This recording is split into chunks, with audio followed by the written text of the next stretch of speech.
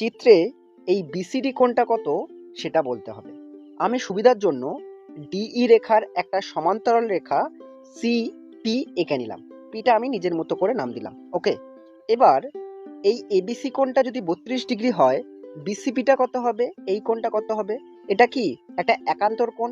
এই কোণটা যদি 32 ডিগ্রি হয়, এই কোণটা কত হবে? 32 ডিগ্রি হবে। তাহলে বিসিপি কোণটা কত পেলাম? 32 ডিগ্রি পেলাম। বাকি পিসিডি মানে এই কোণটা যদি পেয়ে যাই, 32-এর সঙ্গে যোগ করলেই আমরা বিসিডি কোণটা, টোটাল কোণটা পেয়ে যাব। এখানে দেখতে পাচ্ছি ডি রেখা এবং আমি এঁকে নিয়েছি সিপি রেখা, সমান্তরাল রেখা। তাহলে দুটো সমান্তরাল রেখা আছে আর একটা ছেদক রেখা সিডি আছে। এখানে এই যে দুটো কোণ আঁকছি, এই কোণ দুটো অন্তস্থ কোণ। এরকম ভাবে যদি ছেদ করে একটা রেখা এবং সমান্তরাল রেখা থাকে, অন্তস্থ কোণ যে দুটো তৈরি হচ্ছে তাদের সমষ্টি হয় 180 ডিগ্রি। একটা বলেছে 109 ডিগ্রি, অপরটা কত হবে? 71 ডিগ্রি। এটা যদি 71 ডিগ্রি হয়, তাহলে টোটাল এই যে বিসিডি কোণটা সেটা কত হবে?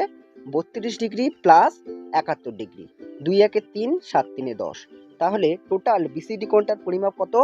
103 ডিগ্রি। অঙ্কটা ভালো লাগলে লাইক করে দিও, আর এরকম আরো ভিডিও পেতে আমাকে ফলো বা সাবস্ক্রাইব করে রাখতে পারো। ভিডিওটা দেখার জন্য অনেক অনেক ধন্যবাদ।